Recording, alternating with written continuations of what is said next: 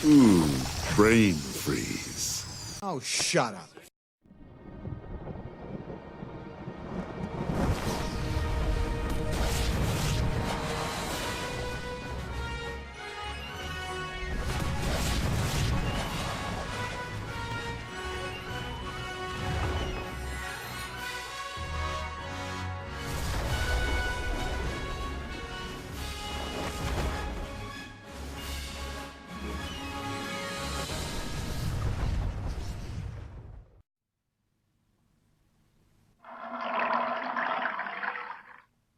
Hello, my friends.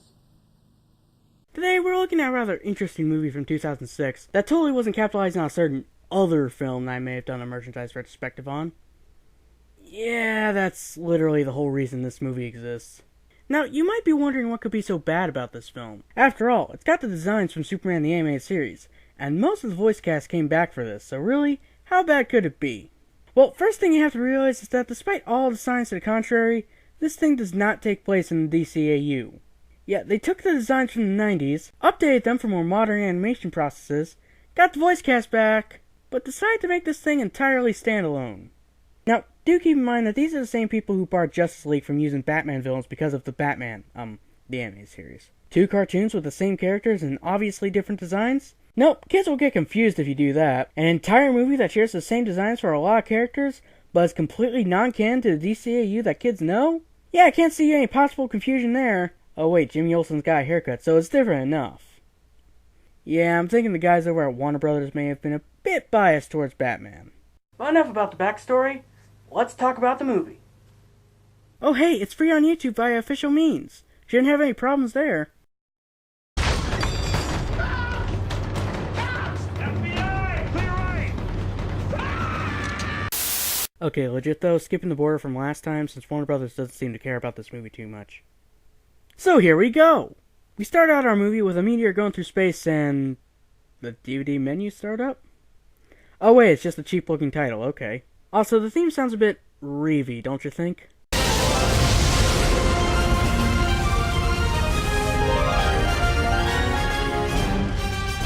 We really start with Lex Luthor, voiced by that guy who did Gorilla Grodd, looking at a small sliver of kryptonite in complete darkness for some reason. And he laments that it's not enough to kill Superman with. Lex, maybe you should try shooting it as a bullet or something? Or powering a death ray with it? I'm sure you could force it down his throat with a jar of pee or something. Also, I should note that Lex and Mercy are a lot different in characterization. Lex is played more like a cheap Gene Hackman, and Mercy is more of a Miss Tessmacher type. Though she can still kick as much butt as the real Mercy. At the very least, their relationship seems to be a lot healthier in this incarnation. Anyway, Lex reveals that LexCorp has a new satellite up in orbit meant to ward off alien invasions. Hold up, he's got a death ray up in orbit over Earth? That's illegal! Article 4 of the 1967 Outer Space Treaty prohibits placing any objects carrying nuclear weapons or any other kinds of weapons of mass destruction into orbit around Earth. There are a few exceptions in place for this rule, but I don't think giant lasers capable of taking down Superman would count. Anyway, the satellite picks up that meteor from the beginning, and this guy wastes his food when it turns a hard right towards Earth.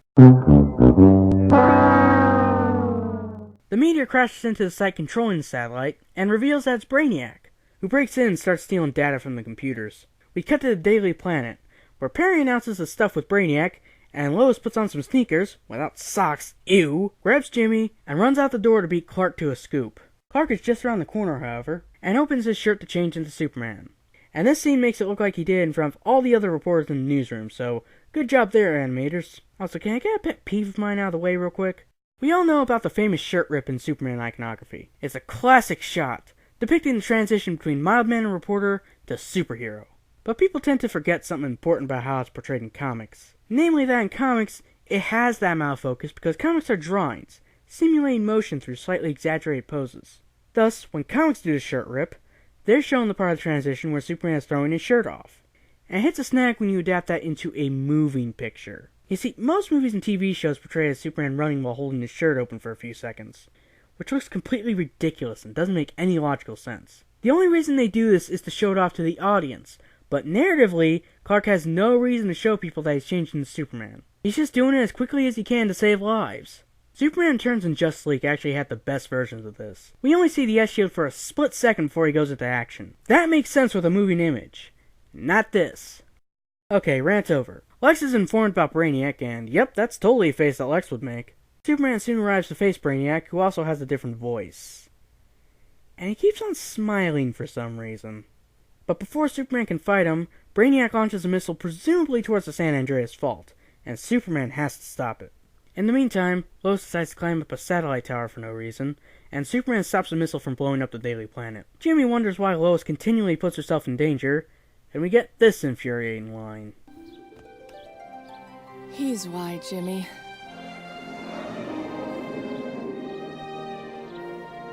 Well, considering how your character was written even back in the Golden Age, I will presume now it's because you're just so driven to get the truth that you're willing to put your own life on the line.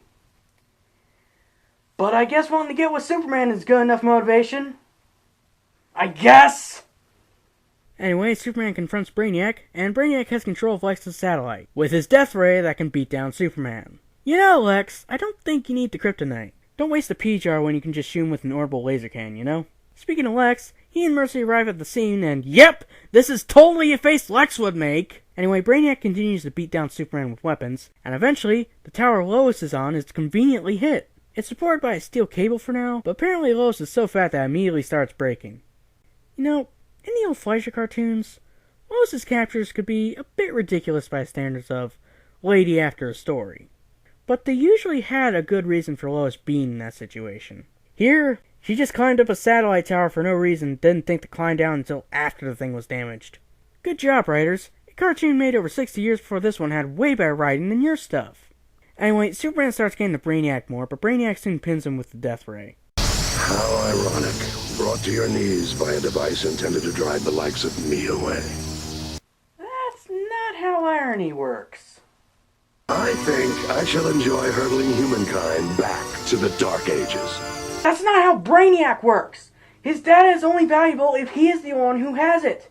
That is his logic. If he does not destroy the planet, then it can be reproduced, thus ruining its value. Are you morons? And information is most valuable if I am the only one who possesses it. Okay, so Superman gets roused to fight the Death Ray, and freezes Brainiac solid before shattering him. And then he saves Lois. Ms. Lane, you really need to be more careful. You always catch me when I fall, Superman. Besides, how else am I supposed to get to know you better? Lex observes Brainiac's destruction and finds a chip remaining from him, which he very inconspicuously hides from Superman, Lois, and Jimmy when they come to meet him. Also, another face that Lex Luthor would totally make. You know, I think these faces come from the animators thinking that his character model was kind of weird, and thus they decided to have fun with it early on in production. Anyway, we cut to the Daily Planet, where Perry White is trying to convince Clark Kent to take an overseas reporting job. But Clark is hesitant. I don't know, Mr. White. I'd hate being so far away from home base, from the gang. What are you, in kindergarten? Oh yeah, and that's another thing about this movie. Despite all the character ruination that we've already seen, Tim Daly's Clark Kent is actually an improvement. Let me explain. You see, one problem I have with Tim Daly's Superman is that the difference between Clark and Superman is very minimal. Clark is slightly more mild-mannered, whereas Superman is slightly more confrontational, but there isn't really a difference otherwise. And that becomes a problem when you know how the Superman and Clark Kent dynamic is supposed to work. Contrary to popular belief, Superman's disguise is not just glasses. Most incarnations have him change his hairdo, slouch a little, wear baggier clothing, and pitch up his voice a bit when he's Clark Kent. Now I can forgive the physical aspects a bit since it was an animated TV show on a budget, but Tim Daly doesn't really change his voice for the two roles, just says words a bit differently. Here, however, he's slightly pitching up his voice, and Clark is written to have more of a small-town attitude. He's not incompetent like Christopher Reeve's Clark, but there's enough there that I can say, yes, I can believe that people wouldn't look past the glasses. I think Henry Cavill could learn from this Clark Kent, as he does seem to draw a lot of his Superman from the DCAU portrayal. Which isn't a bad thing for a darker universe, but his Clark Kent is even worse than Tim's normal one. With him, it's literally just the glasses. And now, a final comparison. Brainiac, it's time to log off. We're the only one. Actually, this could end up a silver lining in your pocket, couldn't it? Now that the terrorists have your prototype, the Pentagon is undoubtedly going to want you to build a bigger and better version for them. When all is said and done, this could net you a multi-billion-dollar windfall. Boy, I guess I just keep my eye on the story and my fingers on the typewriter keys. Ms. Lane, you really need to be more careful. You're only the second person I've ever seen get under Lex's skin. Who's the first? Me, when I dumped him. Whoa. Ancient history. Well, Lois, the truth is I'm actually Superman in disguise, and I only pretend to be a journalist in order to hear about disasters as they happen and then squeeze you out of the byline. I'm 100% corn-fed. If it's not Mom's chicken and dumplings, Well, I came as soon as I could, Lois. Guess I missed all the excitement. Anyway, Clark doesn't want to take the job, and Jimmy is staring at shots of Mercy at his work desk. Jimmy, I like blondes too, so I'm not gonna fault you there, but maybe you shouldn't be looking at this stuff at work. Just saying. Lois isn't supportive of Jimmy's thing for Mercy, however. It's just Sarah, another reporter at the Planet. That geek? Thank goodness this photo is completely soundproof! Anyway, Jimmy says no, and Lois says that beauty isn't skin deep. But Jimmy isn't buying that from the woman who wants to get with Superman. I won't deny there's something about a flying man in tights that gets me tingly. But when you look into someone's eyes and get that connected feeling, like somehow you've always known them, that's when you know it's right. We're presuming that the other person feels the same way, right? 'Cause that would be kind of creepy otherwise. Anyway, we soon transition to Lex and Mercy in a lab reviving Brainiac with electricity. He can already talk, but for some reason needs to be hooked up to a camera to see. So won't he need speakers to talk with? Whatever, it's unimportant. Basically, Lex offers Brainiac a body in exchange for him killing Superman, then letting Lex publicly drive him off the Earth and leaving Earth alone. I don't see how this plan made sense in Lex's head, as Brainiac's need for information is kind of his whole personality, but this Lex is a complete moron making this expression, so whatever. Brainiac accepts the deal, and we cut to the Kent farm in Smallville, where Clark is visibly worried about Lois. Any thoughts about settling down? On Earth? Oh, I'm here to stay. Why would you even assume that's what she was asking? Clark Kent is biologically Kryptonian, sure, but mentally he is very human. And humans would not presume that's the answer to the question she's looking for. Anyway, Clark reveals that he's thinking about telling Lois that he's Superman, which brings me to what I consider a problematic Superman story. The one where Superman reveals to Lois that he's Clark Kent. Now listen, I have no problem with Clark revealing that he's Superman to Lois, but notice my wording there. Clark before Superman. I believe that a core reason Superman wouldn't tell the woman that he loves the secret was because at the core, he's more Clark than Superman. And he'd much prefer that she knows Clark, who he truly is, over Superman. The easy-to-love persona that he dons to save lives. This is where a film like Superman 2 fails, since Lois can't stand Clark, but once she finds out about him being Superman, she's all in. It honestly makes her seem kind of shallow, especially when she says, and I video quote, I don't want a bodyguard, I want the man I fell in love with. That line right there tells you everything you need to know about why that type of story doesn't work. Because with or without his powers, Clark is still a good man. But no, she doesn't want the good man that Clark is. She wants Superman, the man with the powers. If you want this story to work on all sides, Lois needs to love Clark Kent. Because when all is said and done, that's the man she would be marrying. Now, to be fair to this film, it does show we're starting to see beyond Clark's glasses for who he is, and I can respect that. Congratulations, movie! You've done one thing right! Alright, let's get back to this junk. A big concern of Clark's here is whether or not she'd trust him if she found out by herself. I need to tell Lois the truth. So what's keeping you, Clark? You got our support. I have powerful enemies who would give anything to find my weak spot. If any one of them were to discover what Lois might learn, that Clark Kent is Superman, well, I can't knowingly put anyone I care about in that kind of danger. Then why do your parents still know? If them having the knowledge that you're Superman puts them at risk, then why not just erase their memories? It's almost as if this logic is completely stupid or something. Lois Lane is an associate of Superman and Clark Kent, as is Jimmy Olsen. As far as the public knows, you just can't have that connection to them for news stories, partially because of Lois claiming satellite towers and whatnot. If Lois knows who you are, nothing changes in the public eye. It's just that Lois couldn't get through to Superman and ultimately switched to Clark Kent. In fact, that could make her less of a target, since Clark Kent puts a barrier between her and Superman on a romantic level, again, from the public's point of view. Or are you just kind of assuming that Lois has a serious blabbermouth? My point is that Lois has already accepted danger. She just hasn't accepted Clark Kent. This is a dumb concern to even bring up. And you know what? John and Martha even bring it up. Son, we know you're Superman. We're just fine. And thus we can confirm that nothing was accomplished with this scene. So anyway, we go to the next scene, where Lex and Mercy are shooting Brainiac up into that illegal satellite, with that scrap of kryptonite and a strand of Superman's DNA. So that means Brainiac can track him now. We cut to the Daily Planet, where Clark Kent begins trying to talk to Lois, but keeps on getting interrupted, as does Sarah with Jimmy.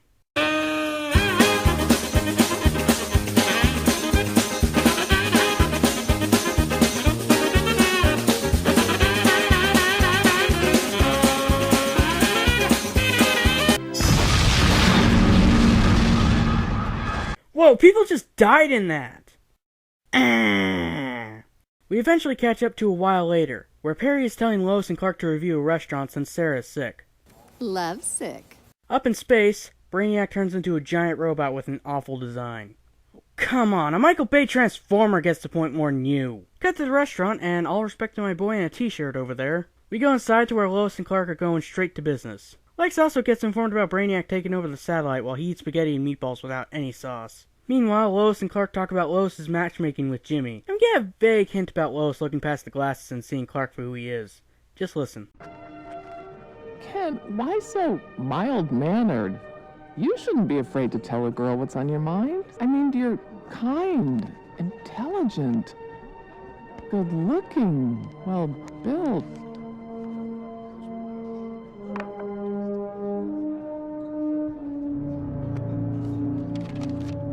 For a moment, you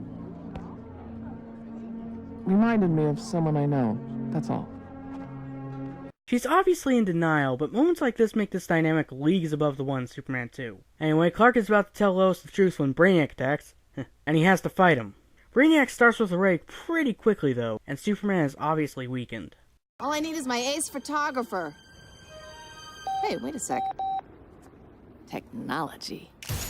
Yeah, I'm sure photos taken from a 2006 cell phone where you can't even see the picture taken are really going to be newsworthy. Also, the military sent in and all conveniently managed to bail before their planes are destroyed. Also, this shot would not work! Anyway, the fight ends after Lois accidentally gets caught in one of the blasts and is in pretty bad shape. Like, she's gonna die bad. Later, at the hospital, Clark steals a sample of her blood for study, and Jimmy is apparently too deep into his grief to notice where Clark just suspiciously walked out of. Or that he has the same dark circles around his eyes as Superman and Lois. You'd think Clark would put on some makeup or something to hide that. I need to go away for a while, Jimmy. But I promise you, Superman will do everything in his power to save Lois. Well, that was a completely meaningless action. Seriously, it didn't add anything. By the way, Pigeon's making a new weapon. Just thought you'd like to know that. Anyway, Superman goes to the Fortress of Solitude, which is much more Reeve-like, but it still uses the same entryway as the animated series. Superman takes a scan of Lois's blood, and apparently she's got some sort of metal and kryptonite poisoning that can only be cured with something in the Phantom Zone. It can also help Superman's problem. Brainiac then attacks, again, and the fortress is destroyed, but Superman did manage to get into the Phantom Zone and retrieves the cure, both on himself and in a vial for Lois. In the meantime, Lex decides to throw a luau, and Perry and Jimmy come to a startling realization at the hospital. And no, it's not that Lois's family apparently doesn't give a crap about her, since, nobody of blood relation is here while she's on her deathbed! You thinking what I'm thinking? Yeah, I am. Mr. Kent hasn't been too forthcoming. It's obvious now. Kent only took the foreign assignment to get away from here, from the pain of seeing Lang this way. Really? I was thinking he was Superman. Nah, that'd be crazy. Later at the planet, just FYI, in summarizing the Phantom Zone stuff a bit, I had to put a scene out of order. Perry is filing some kind of paperwork, and Jimmy is throwing a ball around since otherwise he'd just be hanging around at the hospital. Perry decides to send Jimmy to report on Luthor's thing, even though he's not a reporter. Well, I'm short-staffed. My ace news hounds are either overseas or on their deathbeds. Were Clark and Lois the only ones working there? Were all those other guys earlier just for show? Anyway, Jimmy goes, and Superman gets out of the Phantom Zone and gives Lois the cure. Look out, Superman! She's regenerating! He also reveals his identity to her. In the meantime, Luthor's party is going alright until Brainiac, Lex tells the press to meet him downtown. Okay, Olsen. You're a reporter. So what would Ms. Lane do? Report on the story that's actually happening? You know, like a reporter? Get another angle on things. Well then, guess you better find a satellite tower and get climbing. Anyway, Jimmy finds out about Lex's scheme and decides to gather proof. Meanwhile, Lois and Clark get out of the hospital. Clark wants to get back to fighting Brainiac, but Lois says to let someone else handle it. I'm willing to live without Superman, as long as I have you. The man behind the glasses. Again, still better than Superman 2, even if Lois is being a bit selfish here. Alas though, it is fake, and in a legitimately good twist, they reveal this to be a Phantom Zone illusion. Wasn't aware that was a thing, but okay. Also, he calls the fake Lois a phantom, but is that meant to be someone trapped in the Phantom Zone, like one of the prisoners, or are they other beings that have always existed in the Phantom Zone? Whatever, he gets out either way. In the meantime, Lex fights Brainiac and discovers that Brainiac isn't the best guy to make a deal with, and that he detected a self-destruct chip and turned it off. I'll give Luthor cred on putting that in, but it's extremely basic thinking, so he doesn't get it. Superman finally comes back properly, and despite the fact that he could easily just pop in, give Lois the cure, and then zip back out, he decides to go fight Brainiac first. We cut to Jimmy taking photos of Luthor's stuff with the flash on for some reason, and he runs into Mercy, who starts beating him up so hard his grandchildren are gonna feel it. Cut back to the main action, and the most generic battle music ever is playing.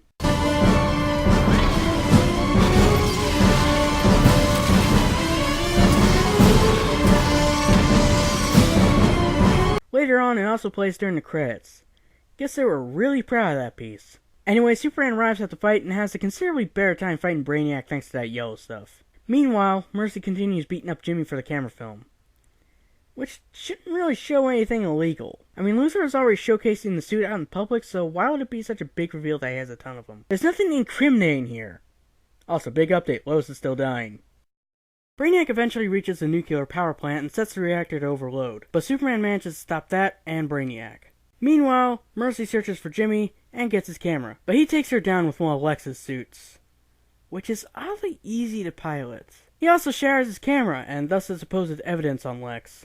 Congratulations, you've accomplished practically nothing with this subplot. Meanwhile, Superman gets back to the hospital and is about to give Lois a cure when Brainiac steals and shatters it on the ground, enraging Superman to the point of pounding him to bits. Unfortunately, however, it seems that Lois is going to die in a few moments without the cure, so Superman decides to give her a massive smackaroo, and she wakes up all fine and dandy. This time, however, Superman does not reveal his identity to her. Later, at the remains of the Fortress of Solitude, Superman finds a functioning crystal from the fortress, and decides that he needs to keep his distance from Lois and retire as Clark Kent.